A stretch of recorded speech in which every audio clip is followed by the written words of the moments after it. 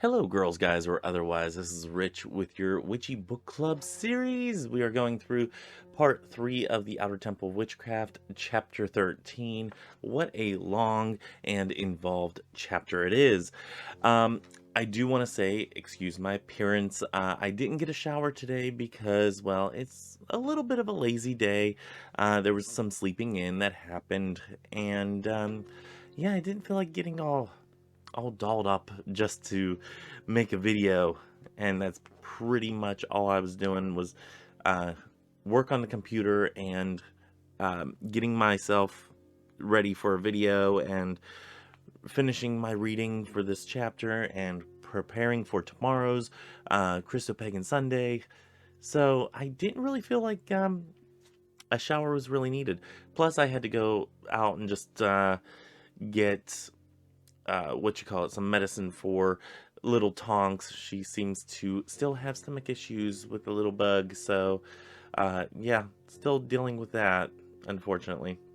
So yeah, hopefully this dose takes, and she is, uh, having good bowel movements. Let's just leave it at that. Sorry for that. That's my text machine here. Uh, 10:30? Oh, okay. Brownies will be ready. Okay. Cool. Yeah, I'm helping somebody move some furniture on Sunday. Uh Not sponsored by Pepsi. Pepsi, you want me to hawk your shit? Get at me. Um I'm helping somebody move furniture on Sunday, and we're just finaling up the arrangements. So, yeah, this is on Friday, so a lot of balls in the air. I'm just gonna let that one hang. So we are on page 333 in our Outer Temple of Witchcraft hymnals. We are under the title of healing. Let me go ahead and bring my drawer out so I can prop everything up.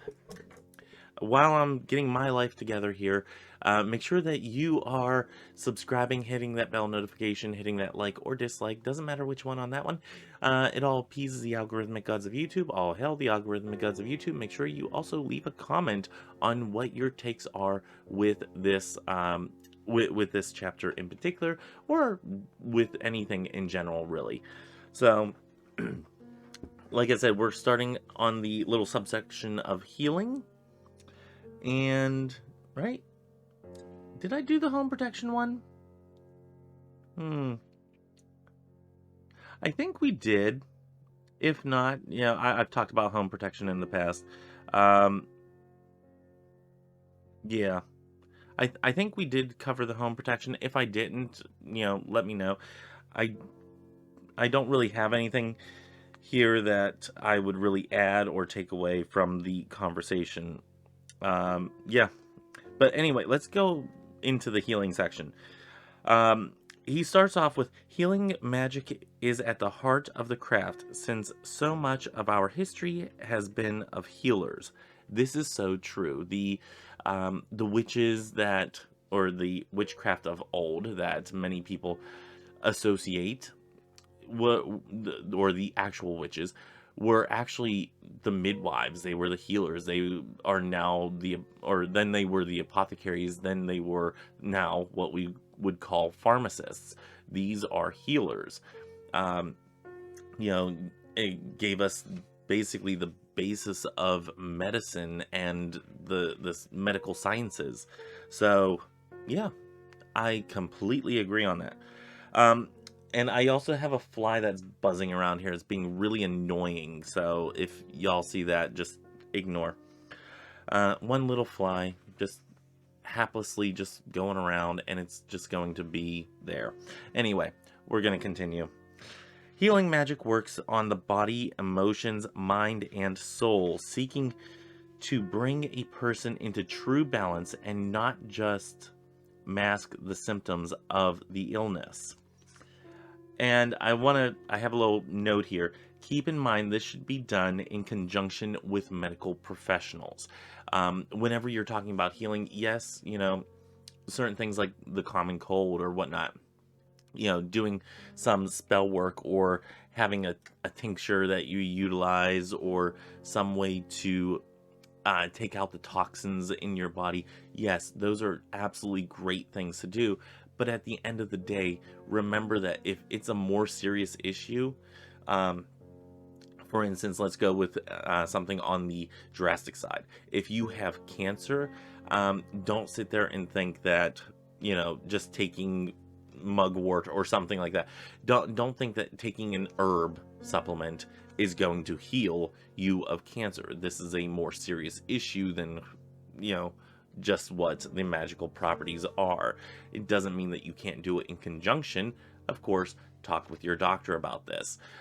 Make sure that whatever you're putting in your body does not counteract the medical, the medicines that are being prescribed to you.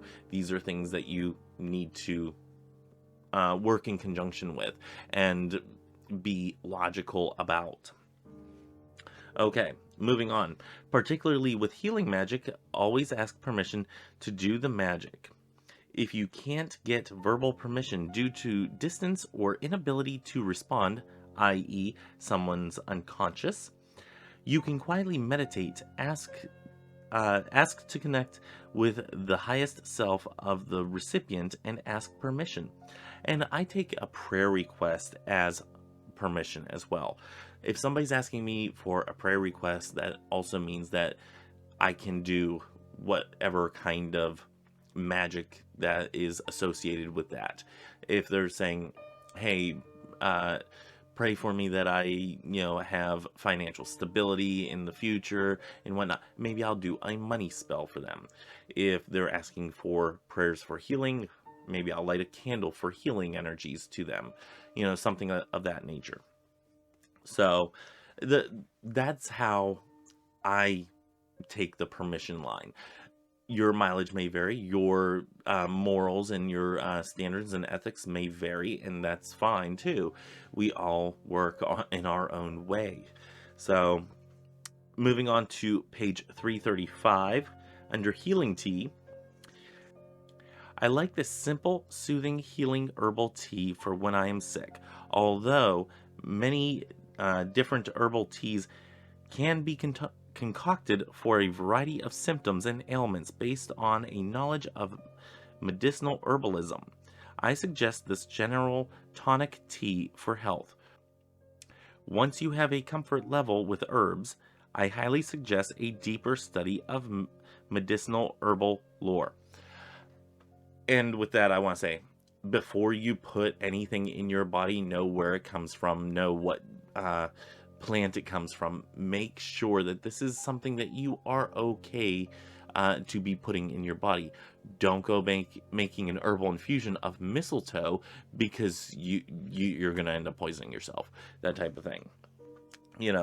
Definitely make sure that you research these things and that you know the physical properties, not just the spiritual properties, but the physical properties that you are ingesting if you choose to ingest anything.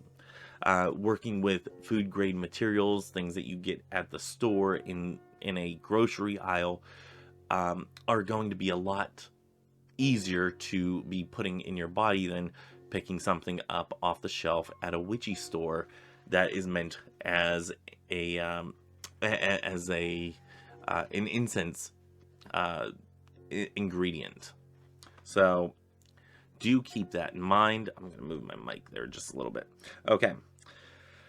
On 337, we have a poppet healing spell, and I love this kind of spell work. I love poppets, and I think they are just fantastic. They're awesome. I make them. I love them.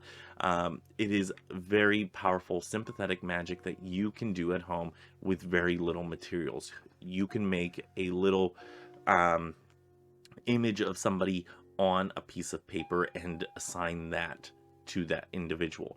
You don't need a lot of materials. Boom, it's right there. If you have a picture of them, that works as well. So poppet type of magic or sympathetic magic in this sense is fantastic if you have very little materials or if you just want to kind of get down and dirty with it. This is not I wouldn't say this is high magic. This isn't ceremonial magic. This is kind of down in the, down and dirty conjure work, and it's fun, and it's interesting the things that you can do. Moving on to 338, if you don't want to use a doll, you can use a photo, as I mentioned, but I prefer the poppet. When your work is done, cast another circle and ask to release the link between the person and doll. Cut the air around the doll with your athame, cutting the energy link. Cleanse the doll with respect. Take the doll apart and bury its components. The work is done.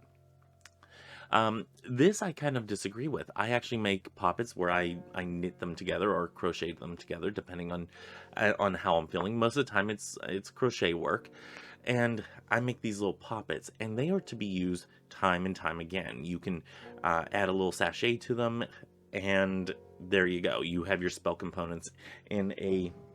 Hold on. You can add your little spell components into a little baggie, and you can attach it physically to the poppet. You can name that poppet something that deals with that individual. Once you cleanse this poppet of that energy and everything, you can reuse these poppets. Is how I envision using these.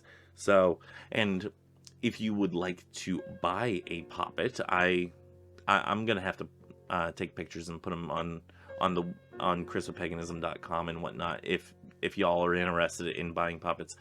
Yeah, I have one or two made right now. I know I have a few in storage, but I used to just blow through these things real quick, and it was something fun to do at night whenever I was listening to a podcast or something like that. Something very relaxing and fun to do for me. So I'm actually venturing out and doing other ones that have different looks and whatnot. And on that note, I do want to say that I've gotten a few comments about our witch figure here, who is just amazing and awesome and lovely, and she's beautiful. Yep, there. You can see her eyes. Can you see this eye? Yeah, you can see that eye. Okay.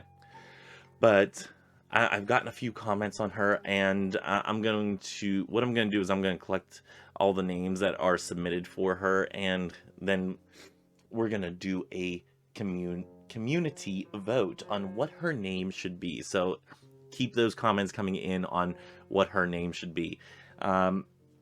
Just put them in the comments. I'll sift through the comments because I got to do a big comment. I think I might do a comment video where I go through all the comments and everything that people have submitted, and or maybe I'll just go through and just type up my responses and everything, because y'all in the comments are saying some amazing things and I'm loving it. Moving on to prosperity. Under the prosperity header, we have money magic is the one time when newly aspiring witches often ask me if this is wrong or if this is black magic. They can't believe that spiritual powers can be used for such blatant self-gain. It is no different than wanting health, love, or happiness. So I think part of that comes from those of us who, like myself, have watched Charmed, and there was a role in Charmed in the original series of Charmed where you don't do magic for self-gain. If you did magic for self-gain, they had like little things like, oh my gosh, this would happen, and things would go wrong and all this and that. And it was really a teaching moment for the characters to do things for a greater good, a greater power, not to do things frivolously just for yourself. Everything in that show had to do with combating the forces of darkness and the forces of evil, and doing away with them, and not really with self-empowerment or you getting what you need in life, unless it had something to do with You need to get to a certain point so then you can fight the forces of darkness. That type of thing. So it was very much geared towards you have to have, or you only have this magic for this one purpose of conquering evil. And if you don't use it for those purposes, you have sometimes comical reactions that happen. So I think much of the thought process behind individuals saying, well, this is self-gain, and you can't do a self-gain spell. Of course you can. Who says you can't? Magic is fluid. Magic is just energy. And who says that you can't do that?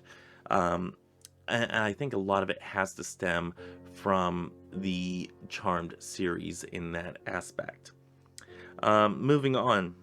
We have been conditioned by institutions that control the money and power that acquiring money is wrong or greedy, yet that is all they do. Some spiritual traditions feel that seeking money derails you from the spiritual path. I can kind of agree with this. But if you have nothing and you need things, then you need to ask for them. You can't just rely on your spirituality to continue to make you thrive in life or to survive in life. Sometimes you need that money now so you can pay the mortgage and continue living in your home, or that you need to do that spell work to get the money so you can put food on the table so you can continue living. There are things that are important, and then there's the spiritual. Yes, whenever you're comfortable, the spiritual aspects will thrive because you're comfortable in your setting. You can focus on the spiritual at that aspect. However, when you're not comfortable, when you're struggling, doing spell work to be able to be comfortable so you can focus on the spiritual aspects is important. Then he says, true prosperity flows from fulfilling your life's purpose. Now, I don't really like this whole your life's purpose idea. I think of our life's purpose as to get better, to be your best self that you can be in this lifetime. And if you need to progress further, if your soul, your spirit, whatever you want to call it, needs to progress further in the next life, then that is the next life's issue. I don't think every life purpose is distinctive of you have to do this, and once you've done that, you're done. You don't have to do anything else. I certainly don't think, like, life's purpose makes it sound like there's one goal that you have for your entire lifetime. And I don't think that's true. I think it is a progression to get to your best self, to your best life. And yeah, and I think there's still progress to be made after, we go on to wherever. So, and it's only really the truly people that are the best, the creme de la creme of society, that I think shake off the mortal coil entirely. So I've kind of come to that thought process in life. Magic and meditation help us figure out what we truly are here to do. Witches seek to live in balance and equality. We use what we need to be comfortable. We don't seek to be poor. We don't seek to be rich. We seek to be balanced. And I think this is something to keep in mind whenever we're doing any spell work or any part of our practice. Is this balanced? Is this right? Is this are we doing this for selfish gains? Are we asking, are we doing a money spell to get $1 million just to hoard it? Or do we have a purpose behind it? If we win $1 million in the lottery, are we giving stuff to charity? Are we making the community better? Are we enriching other people's lives? Um, you know, Even if we say, okay, won a couple $1 million, I'm comfortable, I don't ever have to work again. What are you doing then? Are you going to continue? Are you going to be part of the community and continue to enrich the lives of others, or are you going to become a hermit and sit in your house and do nothing the rest of your life, eating bonbons and watching soap operas? There's a distinct difference here in being comfortable and being balanced. I think sitting at home eating bonbons, watching Netflix all day would be an imbalance. I think that if you had that million or a couple $1 million and you didn't have to work, but you made videos every day about your spiritual practice and you put those out there, I think that is a greater benefit of your wealth or of your time than sitting at home eating bonbons watching Netflix. Of course, you can do that like at times because, well, you have to have balance and you can't just work all the time. So, balance. I did want to note on page 339 that I think I may do the money oils for Spelltember. Crimson put out a hashtag Spelltember, and I think we're going to make that on Wednesday, on Witchy Wednesday. I think that should be fun. So hopefully everything goes right. And now I think, did he say that we have to do this during a certain time? This is for a new promotion in your life or any sweet blessings. Okay. It uses the power of Venus and flowing sweet water to bring blessings back into your life. So, and I have the materials for this. I do believe I have all the materials for that. So yeah, I think we should have some fun with that. So moving on to 342, right? Nope. Yes, 342 is the next one that I have any little underlyings for, and it's under the love one. If you can't generate the feeling of perfect love in a ritual or have love and compassion for yourself, even for just a few moments, you probably can't do a successful love spell. And I kind of agree with this. Depending on what type of love spell you're doing, if you're doing a love spell or a lust spell or a sex spell, maybe that's what you want to do. There's nothing wrong with that. No judgments here. Can't say I haven't. Well, no, I can say I haven't done a lust spell. Usually, grinder. Just saying. But I'm kind of in a relationship, so there's no more of that. And by kind of, I mean I'm actually in a relationship. There's no kind of there, so sorry. Anyway, if you are doing a love spell where you are trying to find the perfect love, you have to have perfect love for yourself first. And he does talk about this, like attracts like, all that stuff. So, yep, just wanted to mention that. Do agree. Let's go. Let's move on. Just make sure you are honest with yourself and what you really want. Absolutely. If you want to just have a hookup, do a spell just for a hookup.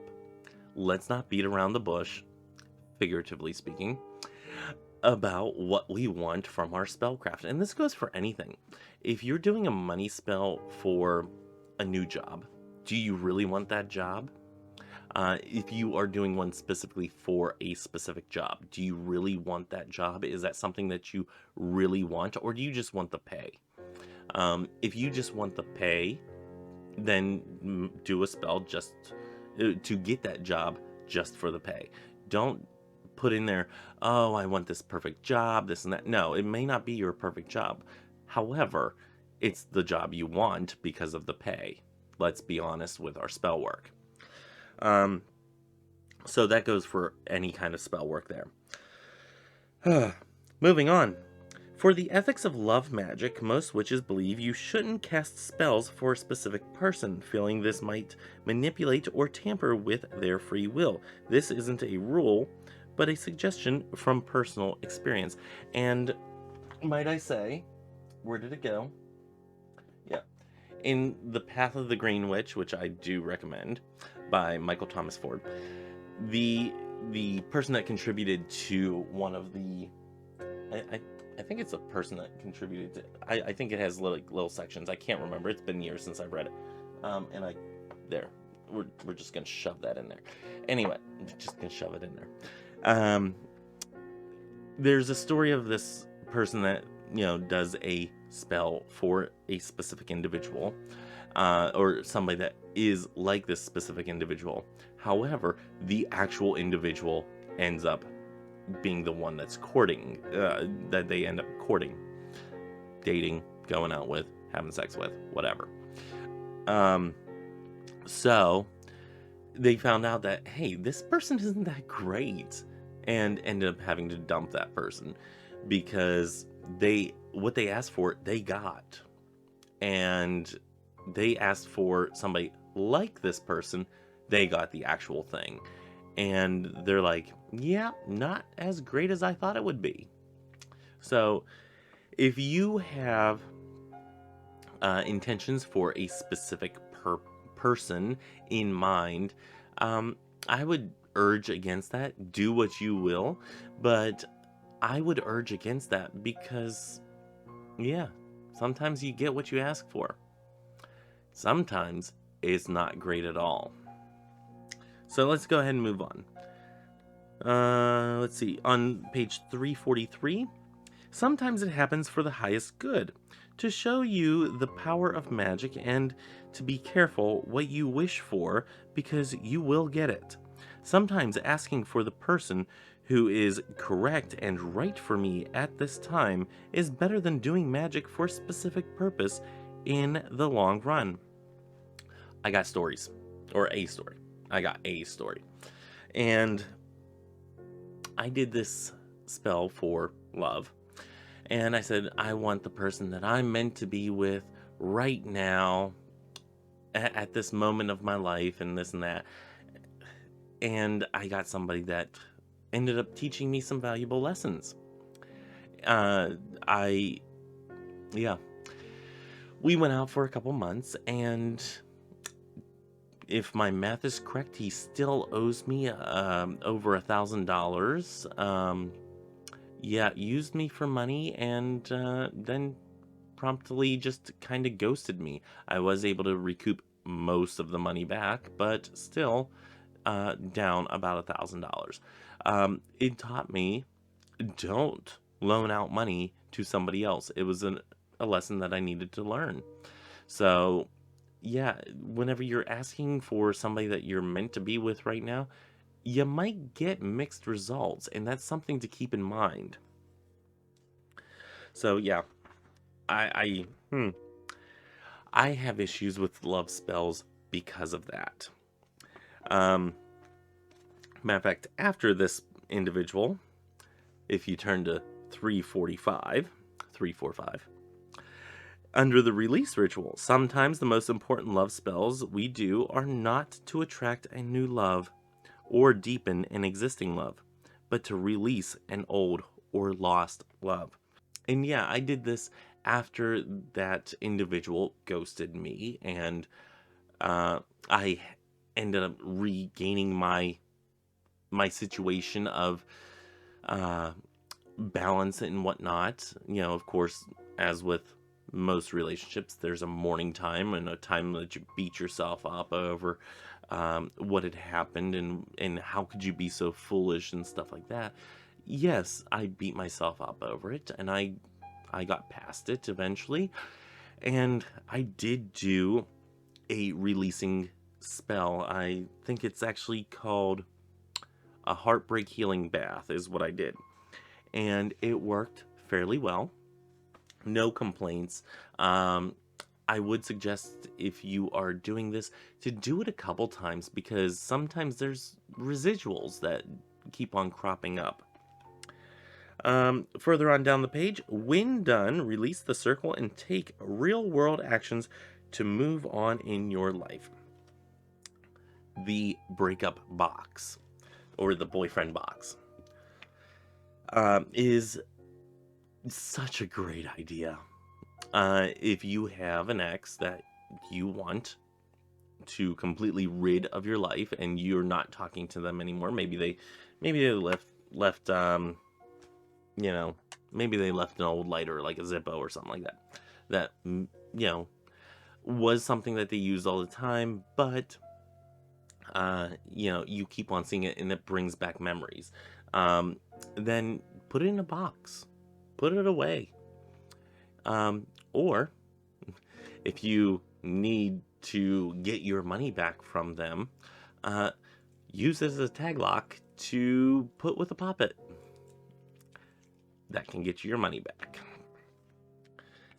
Yeah, I just threaten lawsuits, quite frankly. Small claims court. Yeah, it works. Especially whenever the judge would totally garner the wages of that individual. So, the next thing that I have is, if you can't tell, I'm still a little bitter that I lost money from that one. Especially since it went from a time that I had some good stable standings to a time where I did not have as good stable standings. Yeah, that money would have been crucial. Moving on to 348. This is under the invisibility section. You become a face in the crowd or part of the background and don't catch someone's attention, talking about invisibility spells. The trouble with such spells is to either clearly define the time frame of the spell or the target group. One well-placed spell to protect you from bill collectors can also have you continually passed over for promotion at work because all your hard work isn't noticed. I think it was Arwen from Tarot by Arwen. And I think it was her that said, she did an invisibility, to keep her from the cops and all that whenever she was out driving. And, it certainly did that. But it also kind of put her in danger whenever, she was driving and other drivers weren't seeing her. And if the lights seem to be dimming, that's because they are. I have the window open over here and I didn't turn on the overheads. So yes, you're going to get some fluctuation in the lighting department here, but I think we're almost through this chapter. The next thing that I have sectioned off here is on 351 under the power powder. And the note that I have is that I do not recommend some of these ingredients due to them being toxic. Things like mistletoe can be toxic. So yeah, I would not suggest. Also belladonna or nightshade. I do believe those are toxic. I'm not an herbalist, but make sure you know what you're touching before you put it into a powder. Make sure, and he even says in here, don't go breathing in this stuff. It's not good for you. Yeah, I would not burn an incense that I cannot smell, because that kind of defeats the purpose of an incense to me. If you are utilizing things in your spell work that you need to handle that are toxic to the touch, make sure that you're wearing rubber gloves. Make sure you research the individual ingredients that you are putting into your spell work. Make sure that you do it safely. Make sure you're smart about this. So, and that's all that I have really for this chapter. For the ending of the chapter, we do have some homework. Do exercises 33 through 34, continue regular altar devotional and other regular meditative practice. Practice divination techniques. Continue journaling regularly. I have not been journaling. Yeah, it's something which is weird because it is literally right there. That's my journal sitting right there. Nope, this one, that one, right there. That is my journal, and it is directly behind me, and I have not been pulling it out. I've not been whipping it out to write, so I need to start doing that again. Tips: don't try to incorporate everything into one spell. Use the tool and techniques. It should be tools and techniques that are appropriate right now. You will have time to try everything you want eventually. Absolutely. There's no reason to make a spell or do spell work or have an incense ready for rekindling a relationship if you're not already in a relationship. You can have that if you're putting these together to give out to other individuals. Yes, absolutely. However, you don't have to do all of this stuff all at once. Every spell crafting technique and everything like that you can do over the course of years. You have, I would hope, have years ahead of you to try every different spell that you want to try. So, moving on. If you feel too intimidated to do a spell on your own, try doing one directly from the book and see how it works. As you gain confidence, you will gain the ability to make your own spells. Absolutely. And I do recommend... Oh, where did it go? Nope. I don't see it. Oh, here it is. I do recommend, if you are getting into writing your own spells and doing your own spellcraft, Write Your Own Magic by Richard Webster. Hidden Power in Your Words. Richard Webster does a lot with, I believe it's more of a Wiccan tradition. I do believe. Hold on. Let's see. If I remember correctly, it's more of a Wiccan type of practice or Wiccan tradition type of setup that he has. But let me... It's been forever since I read through this. But he's very much centered on words. And I think he also... Yep, he also has in here about whenever you're doing petitions or candle magic, he talks about the days of the week and the colors and their associations and the meanings of the colors and dressing the candle, burning the candle, all that stuff. So he does have a lot in there. Now, I will say that doing simple petitions are fantastic, and you can get a lot of great results just from doing petition magic. So don't be afraid of just doing some petitions and sending those out. They are very powerful, and I do recommend them. But I do agree with Christopher on this. If you are not comfortable writing your own spell work or, crafting your own spell work and whatnot, take them from books, baby steps. Take them from the books first, and then whenever you are more comfortable with it, adapt those. You can adapt it to, hey, I want to substitute this herb for this one. I like the wording of this, but I want to use it instead of for a money spell. I want to use it for a love spell. So, play around with wording and whatnot. If something doesn't rhyme and you like a nice rhyming couplet, do that. There are plenty of different ways that you can tweak different spell work from the various books out there, and I have a ton of books. And I'm getting a spam call. Thank you. Go to voicemail. But there are plenty of spell books out there that will help you, get more comfortable with a certain way of doing your spell crafting.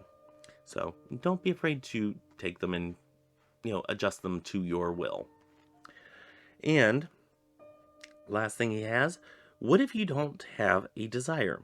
Really meditate on it. Be clear with yourself. Are you trying to be selfless and deny yourself, or are you truly content? If you are content, that's great. I have reached a point that I don't do a lot of spell work for gain because I'm happy where I am at the moment. But many people equate having no needs or even lacking with being spiritual, and that is not true on the path of the witch. If you are saying you don't want anything but are lying to yourself, then you are doing more harm than avidly seeking your pursuits. The point of magic and wish fulfillment is spirituality. You truly understand in a personal reality, not just a philosophical level, that we are all connected and all our thoughts and words have an effect on in the world. Okay. So, yes, I've gotten to a point where, you know, and this really speaks to me. Are you doing this for some altruistic reason why you're not doing your spell work or whatnot? Are you doing it because you truly don't have anything that you need, or are you doing it because you don't want to be that person that asks for money? Stuff like that. You know, there's something with doing spell work and getting what you need that seems a little bit more cheapened to me than not doing spell work and getting what you need.